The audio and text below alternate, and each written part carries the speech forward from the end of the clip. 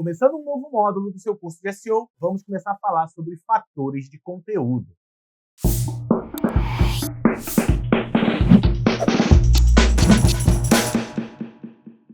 Olá, tudo bem com você? Seja muito bem-vinda, muito bem-vinda a mais uma aula aqui, mais um módulo do seu curso especial de SEO com aplicação em WordPress, totalmente patrocinado pela Hostnet. Quase que eu esqueci. O meu nome é Gustavo Guanabara. O meu nome é Ramiro Lobo. E Ramiro, mais um módulo, né? Pois é, esse não vai ser o último, eu já vou logo te avisando, tá? Não será. Tem muita coisa para aprender ainda. Guanabara, tá com pressa de fazer um curso rápido de SEO? Não, digamos que tem alguém que esteja com pressa, quero fazer um curso de SEO rápido, mas muito rápido. Uhum. Aí, é só você assinar um plano cloud da Hostnet que você tem um curso de SEO anterior. Ele é menor, ele é mais compacto. Tem o básico ali para você aplicar, para você começar a colocar o teu site e posicionar melhor. Esse daqui é muito mais completo. Só que para ser mais completo e mais atualizado, ele é mais longo. Demorar um pouquinho mais. Exatamente. Né? Tudo preparado. Você vai ver, tem animações. Então, como a gente viu no módulo. Não, tem muito mais conteúdo. Esse com curso certeza. tem muito mais conteúdo, Guanabara. O outro curso foi um curso mais rápido mesmo. E tem o básico do básico ali. Aqui tem o básico, um pouco mais, né? E um aprofundamento muito maior nos próximos módulos que a gente vai ter. Sem dúvida nenhuma. Então, torne-se assinante da Hostnet. Não adianta ser apoiador do curso em vídeo. Só quem é assinante da Hostnet, plano cloud, vai lá na academia e lá vai ter o curso de SEO anterior. Não digo antigo não, porque está atualizado, né, gente? É que esse aqui está atualizadaço. Esse outro também serve bastante, mas ele é menor.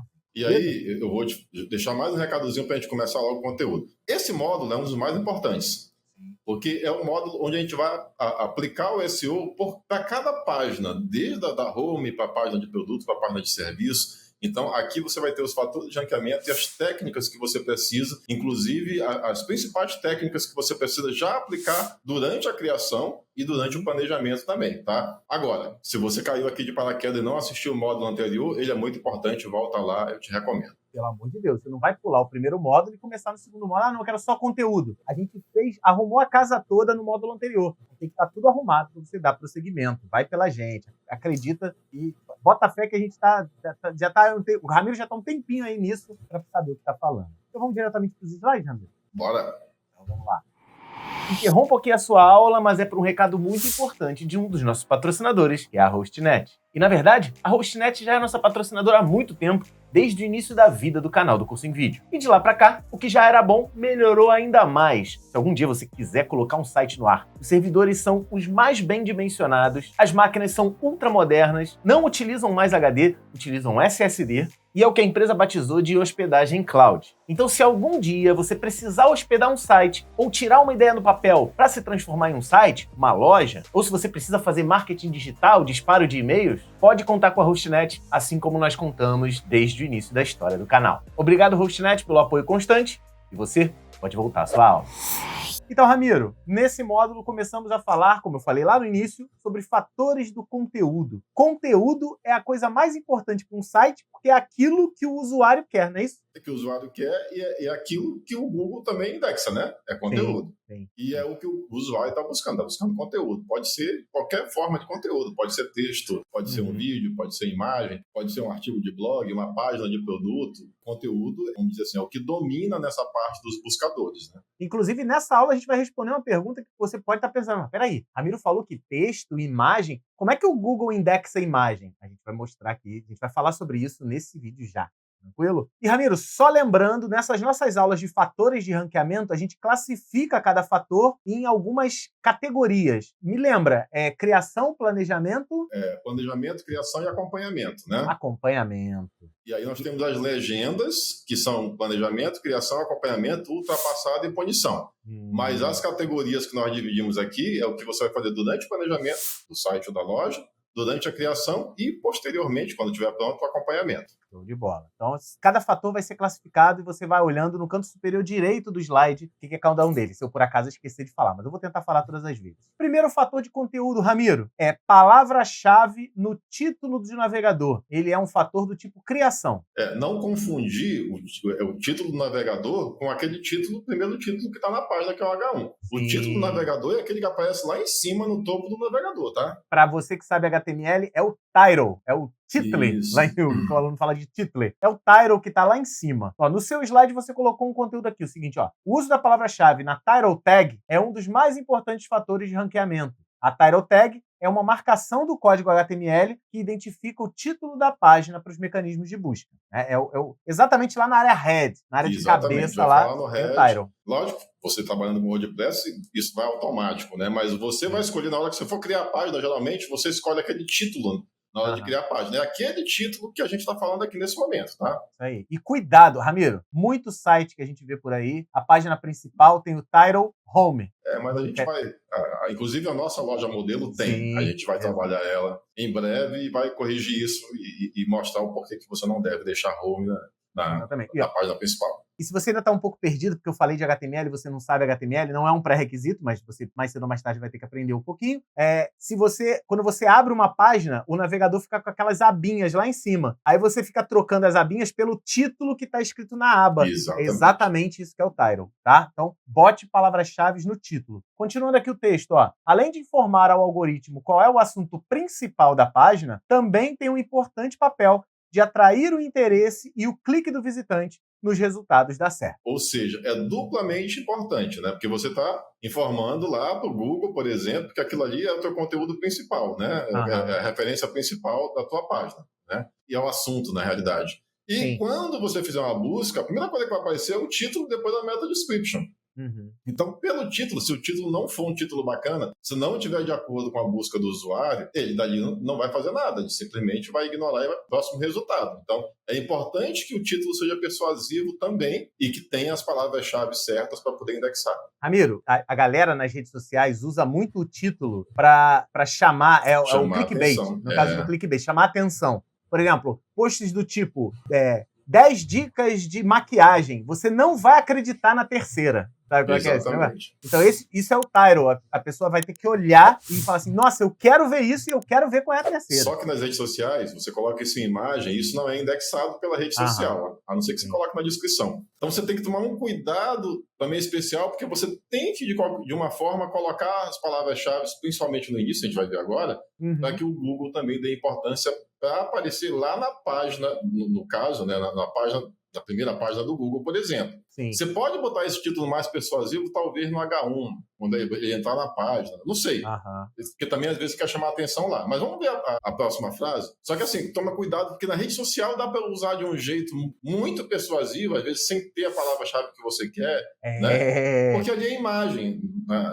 Aquilo ali não está sendo indexado. Na realidade, a rede social, ela faz a distribuição diferente. Ela faz a distribuição pelo conteúdo que está tendo mais engajamento. Eu tô dando o exemplo das redes sociais que as pessoas usam, é o seguinte, é porque na rede chamar social atenção, você vai olhar e chamar atenção. Quando você criar o título para sua página, o title da sua página, pense em um título que chame atenção. Sem ser mentiroso. Senão tem o problema do bounce rate lá alto, que aí é... Não pensa no título que vai aparecer no navegador. Pensa no título que vai aparecer lá no Google, quando a pessoa estiver pesquisando. Se vai chamar a atenção dela ao ponto de ela clicar. Porque não adianta aparecer no Google e não ter clique, né? E aí tem outras dicas. E existem ferramentas para isso, né, Ramiro? A gente vai mostrar. Que é, por exemplo, usar um Google Trends, usar aquela ferramenta de busca, de apoio à ferramenta de busca para saber se um termo é mais buscado que o outro, para você fazer testes, enfim. Isso aí a gente vai ver mais para frente. E para concluir esse primeiro fator aqui, a palavra-chave usada no início da title tag melhora ainda mais o seu poder de ranqueamento, pois evidencia a importância do termo para aquele conteúdo. Então, quanto mais no início tiver, melhor ainda também. Às vezes não cabe, né, Guanabara? Às vezes não cabe. Mas, se você conseguir colocar bem no início, aí você vai ter aí uma chance maior de ranquear, né? Por exemplo, eu vou escrever um artigo sobre o WordPress. Isso é ótimo. Ramiro, essa dica é ótima. Melhor do que fazer assim, ó. Como criar um post no Gutenberg usando o WordPress? É melhor você botar assim, WordPress, : Como criar um post usando o Gutenberg. E você colocou o WordPress bem na frente, entendeu? Isso aí. E outra coisa, chamar a atenção do usuário, porque ele sabe que você está falando de WordPress. Se ele está em busca do WordPress, ele já, não, aqui é sobre o WordPress e está ensinando a criar um post. Então, como a gente está fazendo aqui no curso de SEO, a gente está dando mais enfoque para o SEO do que para o WordPress. Porque serve até para quem não está usando o WordPress. Mas as dicas de SEO servem também. Beleza? Então, esse é o primeiro fator de conteúdo, que é palavra-chave no título do navegador. Vamos para o segundo, que é palavra-chave na tag, no H1, título do conteúdo. Mais uma vez, um fator de criação. Então, assim, vamos diferenciar. Título do navegador é aquele que o Guanabara falou, que fica lá nas abinhas. Esse é dentro do teu conteúdo. Ele pode ficar em qualquer posição, primeiro H1, onde você quiser, tá? Aí já é dentro da tua página. Beleza.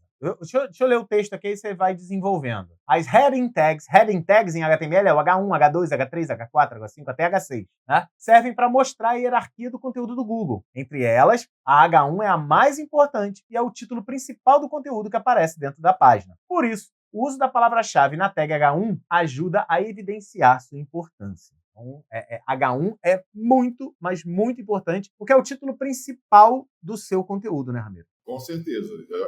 Eu acho assim que na hierarquia de importância, o do navegador tem um pouquinho mais de importância e depois o H1 vai ser o mais importante. A gente vai ver outros muito importantes ainda, mas daqui a pouco. Eu vou fazer um comentário depois que você ler a próxima frase. Sim, isso já deu muita briga. Existe uma coisa que se fala muito aí nas redes e tudo mais. Eu já perguntei para a galera do Google pessoalmente e existem uns vídeos de uns engenheiros falando sobre isso, que é o seguinte, olha só, você pode usar uma ou mais tags H1, tudo depende do contexto. Eu acredito, Guanabara, que antigamente era para usar só uma. Tanto que eu afirmo isso porque quase todas as ferramentas que você faz de análise de SEO, quando você tem mais de um H1, elas acusam. Tá? Mas tem um vídeo de um engenheiro do Google dizendo que dependendo do contexto, essa é a frase mais importante, o vídeo é bem curtinho, dependendo do contexto, você pode usar mais de um H1 dentro da hierarquia. Aí eu vou te dar um exemplo, né? Porque senão muita gente vai pegar uma página, H1 é importante, eu vou pegar minha página de serviço, a hospedagem de site, vou tocar um monte de H1. Não vai fazer isso, porque isso talvez te prejudique. Quando ele fala, dependendo do contexto, quando é que isso vai fazer sentido? Eu fiz outro dia uma pesquisa querendo saber a diferença entre creatina e whey protein. Aí eu achei um artigo que era diferença entre whey protein e creatina. O cara H1, é o H1. Tá, esse é o H1. Mas o cara escreveu o artigo da seguinte forma. Primeiro ele discorreu todos os benefícios do whey protein, depois ele discorreu todos os benefícios da creatina e depois ele fez uma conclusão. Então ele tinha um H1 para essa diferença, mas ele poderia ter um H1 só para tudo sobre o whey protein. O H1, no outro... H2, H3 dentro daquele texto. Porque é um texto completo que ele tem ali sobre o whey. Depois ele poderia aplicar isso para a creatina também. Dessa forma, talvez, né, se ele fizer tudo estruturado corretamente, talvez ele pudesse indexar tanto pela diferença entre um e outro, ou se alguém estivesse procurando só por whey protein, porque ele tinha um conteúdo muito bom, ou só por creatina, porque ele tinha um conteúdo muito bom. Então, por que faz sentido, na minha visão, nesse caso, ele usar mais de um H1? Porque ele estava discorrendo sobre dois assuntos são diferentes, porque creatina e whey protein são coisas diferentes, né? São correlacionados, mas não são iguais. Mas ele separou o conteúdo. Tá? Se ele tivesse feito uma tabela comparando só um e o outro, não, seria o mesmo conteúdo. Então, o que eu acho que eu não devo usar mais de um H1 é quando eu tenho uma página com um único assunto. Aí eu vou colocar um monte de H1, pode ser que o Google interprete que eu estou tentando burlar, entendeu? Entendi. Mas isso já foi dito pelo vídeo, eu até mostrei esse vídeo algumas vezes para o Ramiro. O engenheiro falou. Ele falou depende do contexto. Eu estou imaginando que ele está se referenciando a esse tipo de conteúdo que eu citei, a esse exemplo que eu dei, né? Algo similar a isso. Sim. E eu já tinha participado de um evento e perguntado para a galera do Google e falou, olha, tudo que você fugir do interesse do usuário e tentar burlar, você vai ser penalizado. Se você faz isso a favor do seu conteúdo, como o Ramiro acabou de explicar, tudo bem. Quando não é a favor do seu conteúdo, aí você está fazendo errado. Então a recomendação deles é sempre essa. Tenta pensar da forma que o usuário está consumindo o teu conteúdo. Faz sentido ter mais de um H1? Pode botar. Não faz sentido? Não tenta inventar coisas, artifícios para tentar burlar o algoritmo. O Google quer que você escreva um conteúdo para pessoas e não para o robô. Né? Como a gente sabe que algumas técnicas, né, ele valoriza para indexar, a gente acaba aplicando. Mas se você só se focar na questão do robô, você vai acabar tendo um texto muito pobre e o público não vai ficar na tua página. E isso vai ser um fator também de ranqueamento, que o público vai chegar lá e não vai engajar com o teu conteúdo, não vai continuar na tua página, não vai comprar, o Google vai perceber e ele também vai te punir de alguma forma, não, né? vai te rebaixar de alguma forma. Sem dúvida. É porque, assim, para quem é experiente, não, você que está assistindo provavelmente é bem mais experiente. Mas quem está começando na construção de sites, principalmente com HTML, eu já vi vários alunos falando assim, Ramiro, H1 é o primeiro título. Se tem mais um título, H2. Tem o terceiro título, H3. Não Tem o quarto título, não. H4. Não é assim. É hierárquico. O negócio é hierárquico, tá? Se eu tenho lá um assunto, né, como a gente está falando aqui de SEO, aí eu tenho vários fatores de ranqueamento, cada fator de ranqueamento vai ser o H2. Sim. Dentro do fator de ranqueamento, se eu tenho subassuntos, aí eu vou ter H3. Mas cada fator seria um H2, seria uma hierarquia, né? É porque eu já tive aluno, Ramiro, não foi só uma vez e não foram poucas vezes. Então esse aluno chegou no H12. Ele falou, eu vi que só existe até o H6. Significa que se eu tiver mais de 6 títulos, eu tenho que dividir em 2 páginas? Essa foi a pergunta da pessoa. Bom, dizendo que no máximo uma página HTML só pode ter 6 títulos, só existe de H1 até H6. Então, assim, a parada é muito louca no submundo da educação aqui. Então, tem sempre que deixar claro para as pessoas. Esse aluno aí, ainda bem que ele sabe que é até o H6, senão ele ia colocar H12, H14, H20. Não é porque eu deixo claro que vai de H1 até H6, fica escrito no quadro. Aí eles ficam, mas só pode ter 6 títulos? Não, cara, hierarquia. Aí eu mostro, sabe como? Um índice de livro, que tem os títulos principais, tem os subtítulos, os subsubtítulos. Livro técnico tem muito disso, né? Níveis de título. Então eu sempre mostro isso. E por falar em título, Ramiro, tem mais título aqui. Vou falar de H1, vieram os irmãos aqui, ó. Palavras-chave nas tags H2 e H3, mais um fator de criação. Aí diz o seguinte, ó. As tags H2 e H3 dão sequência à hierarquia das heading tags, assim como eu acabei de falar. Elas não são tão importantes como H1 para a classificação da SERP, mas você também deve usar as palavras-chave, sinônimos ou termos relacionados, para reforçar sua relevância no conteúdo.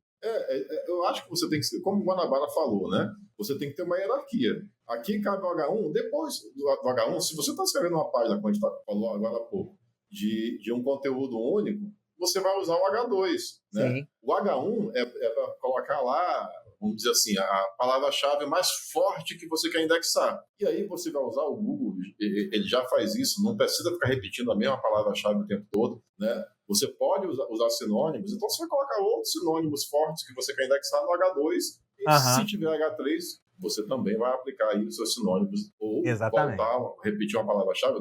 Não é proibido repetir a palavra-chave, mas se tiver sinônimos vai ficar mais bonito até para a leitura, né?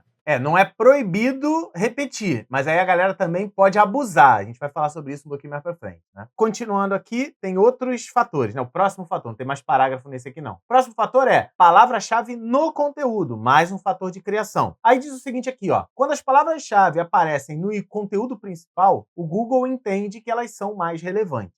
A posição das palavras-chave na página também vai evidenciar sua importância. Se a palavra-chave aparecer no início do texto do conteúdo principal, entre as primeiras 100 palavras, o Google entende que ela é muito importante para a página. Você tem que usar a palavra-chave quantas vezes, quanto mais melhor, inclusive utilizando sinônimo, né? Você tem que repetir. Só que hoje eu penso, antigamente assim, eu pensava tem que usar a palavra-chave o tempo todo. Hoje eu penso que você tem que escrever o texto de uma forma que prenda o usuário. Então, principalmente ali nas primeiras 100 palavras, é importante que ela esteja, e depois você vai repetir quantas vezes couber no teu texto, sem que você tenha um texto robotizado, né? Então, é importante que você repita, é importante que você use sinônimo também, tá? Para que o Google perceba que realmente aquela palavra, aquele conteúdo, né? Ele é referente àquela palavra-chave, para facilitar a indexação. É só você pegar, você que está assistindo a gente, pega uma revista, pega um jornal, começa a ler uma matéria. O primeiro parágrafo, a gente aprende isso na aula de redação, né? O primeiro parágrafo é uma introdução ao conteúdo, é uma apresentação do tema. Então, quando você está apresentando o tema, você está falando as palavras mais importantes que vão conter. Então, é exatamente isso. Por que o Google faz isso? Por que o Google faz essa prender a gente nas 100 primeiras palavras? Não é o Google que está prendendo a gente. O ser humano, quando vai consumir um conteúdo, normalmente lê o título e as primeiras palavras e toma a conclusão dela, entendeu? Então, você tem que colocar o sumo do seu conteúdo, né, o princípio do seu conteúdo tem que estar no primeiro parágrafo, e eu diria também dentro dessas primeiras 100 palavras. E aí, Guanabara, o cara está acostumado com rede social, né? E às vezes, quando ele por exemplo, quem grava conteúdo, né, no YouTube. Às vezes o cara grava um conteúdo e aí ele quer começar o conteúdo, como ele está falando, aquilo que é falado não é indexado. Aham. Ele quer começar falando, não, porque eu sou formado em Harvard, que eu sou não sei o quê. Aham. Aí ele aprende dessa forma e leva isso para o conteúdo no blog. Aí ele começa, em vez de começar falando sobre o assunto principal, ele começa falando dele. Não, porque eu tenho formação. Aí ele gasta as 100 palavras ali, não coloca a palavra-chave, né? Exatamente. E já perde uma oportunidade de aumentar o poder de indexação dele. Sem dúvida. Você que está assistindo esse vídeo agora no computador, vai fazer um exercício agora, Ramiro. Eu tenho certeza disso. Aqui embaixo tem o vídeo e embaixo do vídeo no computador tem a descrição do vídeo. Tem gente que posta vídeo no YouTube, Ramiro, e não bota a descrição. Você pode ver as 100 primeiras palavras que estão aqui embaixo são os termos que mais aparecem no vídeo. E eu ainda coloco, Ramiro, em forma de pergunta. Porque quando a pessoa leiga ou iniciante vai conversar com o Google, entre aspas, vai fazer uma busca no Google, ela digita perguntas. Não sei se você já viu isso. Assim? Ela vai assim, como fazer para tal coisa? Não, então, leigo não, é assim que eu faço perguntas no Google direto, né? Mas você pode ver aqui embaixo desse vídeo, as primeiras coisas que eu faço são perguntas. Todos os vídeos do Curso em Vídeo começam com perguntas na descrição do YouTube. Outro dia eu quis fazer um cupim na churrasqueira, eu nunca tinha feito, eu coloquei lá, como fazer cupim na churrasqueira. É isso aí. 10 melhores receitas para cupim. Lista serve muito bem, funciona muito bem também. Em forma de título. Beleza? Então, muito boa essas dicas. Uma está muito relacionada com a outra, né? Cuidado com o título da página, cuidado com o título H1, cuidado com a hierarquia dos títulos, palavra-chave no conteúdo e agora uma que as pessoas às vezes esquecem, Ramiro. Palavra-chave na URL. Como assim palavra-chave na URL? Olha só, também é um fator de criação. A URL é um elemento que o Google analisa. Use a palavra-chave na URL para aumentar a relevância da página em relação ao termo. Como é que é isso, Ramiro? A URL, né? Quando você está navegando, você entrou lá em cursoemvideo.com. Você clicou no link lá de curso de Python, vai aparecer lá, cursoemvideo.com/curso de Python. Sim. Ou seja, o que está ali, né, no final da URL? Exatamente as palavras que a gente quer indexar. Então vai estar no título principal do navegador, vai estar no H1, vai estar no conteúdo e vai estar na URL. E todos esses fatores juntos é o que vão dar a importância ali para aquela página e vão facilitar essa indexação e um melhor posicionamento do Google. Com certeza. E uma coisa que me ajuda muito, Ramiro, as pessoas procuram geralmente curso de Python, não é isso? Uhum. A palavra curso já está na URL logo depois do www. Sim. Isso me facilita bastante. Muitas vezes vai aparecer 2 vezes para você. Tem do nome da marca, né? E mais do final da URL. E eu estou evidenciando isso porque eu sei que o WordPress, agora eu não sei se por padrão agora é assim. Mas a gente viu que o Google não está dando mais tanta importância dos termos no domínio, né? A gente viu isso no módulo anterior. Sim. Não, mas o que eu estou dizendo é o seguinte, o WordPress, eu acho que pela configuração padrão, se eu estiver errado me corrige, Ramiro, por favor, ele não bota URLs amigáveis logo habilitadas por padrão. Hoje bota. Hoje já bota? Porque tinha uma época que não botava. Na realidade eu estou te falando que hoje bota porque eu faço a instalação pelo instalador da Hostnet. Ele já configura para mim. Agora eu fiquei na dúvida. Pode ser que não coloque, né? Eu estou dizendo por antigamente. Antigamente, qualquer post no WordPress, e aí, por exemplo, um curso, não ia ficar cursoemvideo.com/curso de PHP, ou curso de Python. Ia ficaria ID igual a um número. Exatamente. Ficaria cursoemvideo.com/ID igual a 23345. Que é o número do post type no banco de dados. Né? Exatamente. E isso não indexava, né? Exatamente. Então, isso você resolve, a gente vai ver na prática depois, habilitando URLs amigáveis e trabalhando bem na hora de você fazer a postagem, dá para mudar lá a URL amigável. Então, a gente vai tratar mais sobre URL, que às vezes as URLs ficam longas demais e você pode tirar coisas que não fazem sentido. Por exemplo, curso de Python, você só precisa de curso de Python. Mas Python. Essa já é uma URL pequena, mas às vezes o nome do teu produto é muito grande, tem parte desnecessária e a palavra-chave principal é o que importa que esteja lá. Né? Porque, vou dar um exemplo. Quando eu cadastrei o curso de Python, geralmente é assim, curso de Python, módulo 1, princípios básicos. Eu não preciso dessas palavras todas na URL, é só botar assim, cursoemvideo.com/curso-Python, não precisa nem do D. Curso-Python-módulo-1. Curso de Python, módulo 1. Acabou. Então, eu não preciso aceitar a sugestão do WordPress nesses casos. Geralmente ele dá boas sugestões, mas dependendo do caso, não. Então, aí você tem que aprender a corrigir isso. E a gente vai ensinar a resolver isso. Mas se você não estiver usando o WordPress, pense sempre nas suas URLs com muito carinho. Fica a dica aí. Você que está aqui fazendo esse curso maravilhoso com a gente aqui no canal do Curso em Vídeo, não sei se você sabe, mas existem muitos outros cursos disponíveis aqui para você. Tem curso de tudo, desde a área de programação, também tem a parte de redes, de hardware, tem curso de Linux, construção de sites, várias linguagens de programação e até mesmo a maior linguagem de todas, o maior idioma. Nós temos curso de inglês também. E para ter acesso a tudo isso, é só acessar nossas playlists do canal. Você também pode fazer os cursos diretamente no nosso site, cursoemvideo.com, e lá fazer uma prova e conquistar certificados. Mas se você não quiser nada disso, você pode ir nas playlists do YouTube, vai lá no nosso canal, acessa a área de playlists e vê o mundo de conhecimento que já está disponível hoje mesmo para você.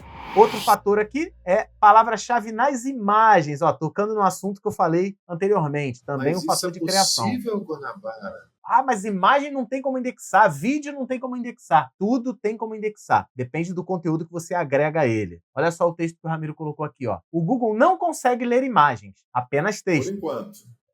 Eu diria que agora ele já consegue ler imagem dentro de texto. Mas a regra agora, o que está valendo agora é que não lê. É necessário otimizar as imagens para o buscador com o uso de texto, utilizando a palavra-chave no nome do arquivo. O arquivo tem que ter um bom nome, não aqueles nomes gigantescos sem sentido com um monte de código. Quando você bate uma foto no celular, vem lá IMG, underline, Isso aí vem um monte de caractere maluco que não faz sentido nenhum. Esquece, muda para passeio-parque-01. Um produto, né, que você está tirando uma foto de um produto, um batom, batom, traço marca, traço cor, alguma coisa desse tipo. Isso aí, faz todo sentido. Ó, no nome do arquivo e no texto alternativo, que é o parâmetro alt das imagens que pouca gente usa. Mas, Guanabara, eu vou ter que usar essa tag alt do HTML se eu estiver usando o WordPress? Não, né? Sim. Não, que lá na galeria de imagens não. tem lá o...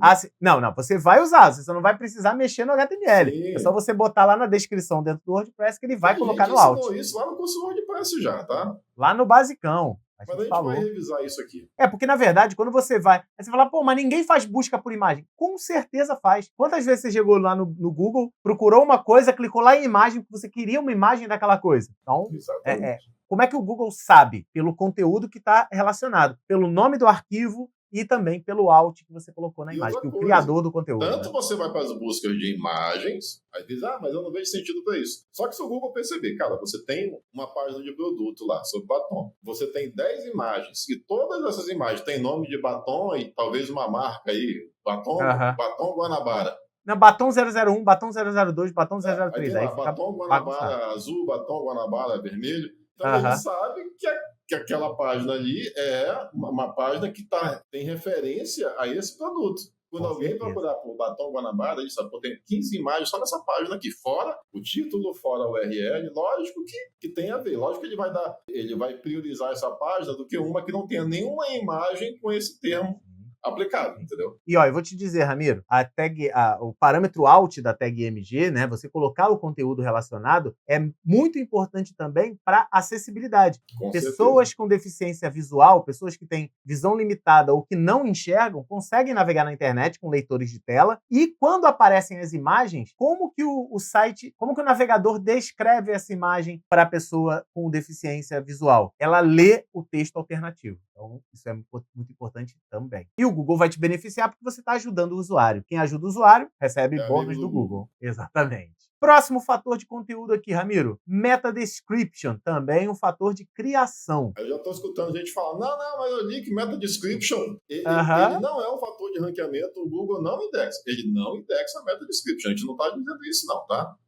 Ó, tá lá, ó. A meta description não é considerada um fator de ranqueamento, mas funciona para atrair o clique do visitante da página de resultados na busca, certo? Por isso, uma meta description bem elaborada ajuda a aumentar o tráfego orgânico. A gente mostrou isso na prática quando a gente estava na aula do Search Console, eu acho, não sei se na aula do painel. Sim. Às vezes você consegue indexar bem posicionado, está na primeira página, mas quando você vai ver o teu relatório no Google, do que vem das buscas, você percebe que você tem muita visualização na busca, na página de busca, né? E você tem poucos cliques. Por quê? Porque a tua meta description não está uma meta description atrativa. Ali tem que ser algo comercial, algo que chame a atenção, algo que dê vontade de clicar. Sim. Quando você escrever uma meta description, você lê e se pergunta, eu clicaria nessa descrição? Então ela é importante. A meta description no Google, ela aparece abaixo do título, não é isso? Abaixo do título. Então, aqui diz que ela não é um fator de ranqueamento. Não é. Ela não é um fator de ranqueamento no sentido de posicionar o teu conteúdo melhor. Mas o que você quer, né? Audiência. Então, ela chama, né? Eu até considero um fator de ranqueamento porque ela te ajuda a ter mais cliques. Né? Ela não indexa, não melhora o posicionamento, mas ela atrai do teu site, porque quando é exibida na página do Google, é ali que o usuário vai decidir se ele clica ou não. Ela é um fator de atração. É um fator de atração. Vamos chamar de fator de atração. Exatamente. Gostei, mais do que um fator de ranqueamento. E aqui, ó, aquilo que o Ramiro falou. A gente está criando novos termos de SEO. Ó, e o uso da palavra-chave no meta description também é muito importante, porque vai aparecer em negrito na SERP. Tá? Você não pode deixar de colocar a palavra-chave. Quer dizer, a palavra-chave é exatamente a palavra que o usuário está buscando, né? Se ele colocou lá curso de Python, é importante que, se você espera que ele faça essa busca, curso de Python, é importante que você coloque na meta description. Perfeito. E eu acho que é a última dessa aula, não me lembro muito bem, mas acho que é a última. Meta description duplicadas. Esse é um fator já ultrapassado. Deixa eu ler aqui para vocês. Conteúdo duplicado pode ser um problema em SEO, porque o Google pode interpretar como plágio ou tentativa de manipulação. Mas o Google já esclareceu que uma duplicação de meta descriptions não significa um problema para o ranqueamento. Deixa eu te explicar um pouquinho, Guanabara. Hoje eu acho que não é assim, né? Mas antigamente o site da Hostnet, Plano Cloud, tinha-se uma página para o Plano Cloud 1, para o Plano Cloud 2, para o Plano Cloud 3, para o Plano Cloud 4. E aí, esse conteúdo era meio que duplicado. Os relatórios lá do Senhores começaram a acusar, olha, isso daqui não está te ajudando. Hoje a gente tem uma página só, se eu não me engano, de hospedagem, todos os planos estão ali. Quando era nessa época, não fazia sentido, porque o que mudava era memória e CPU, e espaço de e-mail, tráfego, mais alguns recursos técnicos ali. Não justificaria eu ter uma meta description para cada um dos 7 ou 8 planos Cloud. Então, a gente repetia a mesma meta description. Escreveu para um, escreveu para o outro. Tá? Depois a gente viu que não tinha nem sentido ter todas aquelas páginas duplicadas, só com essa diferença. Então, você às vezes vai ter um produto, vai ter 2, 3 produtos muito similares e você conseguiu uma meta description muito boa e você quer aplicar nas 3 páginas. Não tem problema, porque a meta description não é um fator de ranqueamento. O Google ignora. Ele só usa ela, que é um fator de atração, que nós acabamos de criar aqui, né, para apresentar embaixo do título quando você faz a busca. Tem que tomar cuidado com isso mesmo. É porque dentro do SEO tem muito disso, né? As lendas do SEO que a gente já falou anteriormente também. Ah, não, você não pode fazer isso porque o Google vai te punir. Cara, o Google nunca falou que vai punir determinado fator. Algumas coisas ele diz que vai punir, mas a maioria das coisas que as pessoas dizem não tem isso. Então, tem que tomar muito cuidado com o que você ouve e com o que você aplica. Tem coisas que antigamente funcionavam de um jeito, hoje funcionam de outros também. Sim. Google e rede social muda sempre. Tá? Tecnologia, de modo geral, né? Com certeza. Beleza, Ramiro. Meta descriptions duplicadas não vão trazer tanto problema aqui para o meu site. A partir do momento que ele não é um fator de hackeamento. Agora, aquela coisa que as pessoas falam de pegar a palavra-chave e repetir várias vezes no conteúdo loucamente, insistivamente, isso gera problema? Você está curioso para saber, Guanabara? Estou bastante. Acabei de perguntar, né? Cara, não vai caber nessa aula, a gente já falou demais. Então, assiste o próximo vídeo e a gente vai começar falando disso. Pode ser? Show de bola. Então, a gente dividiu essa parte de fatores do conteúdo em 3 partes. A primeira parte foi essa que você acabou de assistir. Espero que você tenha gostado. Já deixa o like aí e compartilha para as pessoas. E na segunda parte, nós vamos falar sobre outros fatores. E ainda tem a terceira parte, porque é muito fator de conteúdo, porque conteúdo é uma das coisas mais importantes de um site. E você tem que aprender os fatores para quando a gente for aplicar, a gente não precisar explicar. Simplesmente a gente vai chegar e vai explicar. Por que a gente está fazendo isso na URL, isso no título, isso no H1, isso no conteúdo. Então, os fatores são os fundamentos, tá? Para que você tenha uma compreensão maior do que o SEO. A gente não está ensinando aqui, não é um tutorial. Que você vai seguir, faz isso no título, não. Você tem que saber o porquê. Por que você está fazendo isso? Isso que é importante para a gente. Eu acredito de coração, Ramiro, que agora que a pessoa está no segundo módulo do curso, ela já tem entendido que existem aulas teóricas e aulas práticas. Essa aula é teórica, as próximas 2 aulas também serão teóricas, mas logo em seguida vem mão na massa aí. Espero que todos estejam entendendo e gostando desse formato, porque eu estou gostando, porque a gente vê a teoria toda e depois a gente vai e coloca em prática sabendo a teoria na cabeça. Mas o Guanabara está gostando porque ele é professor. O professor gosta de teoria, entendeu? Não, as pessoas estão gostando também. Tô brincando.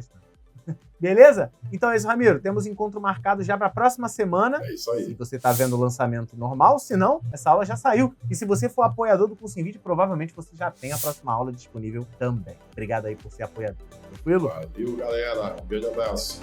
Valeu, Ramiro. Um grande abraço e até a próxima.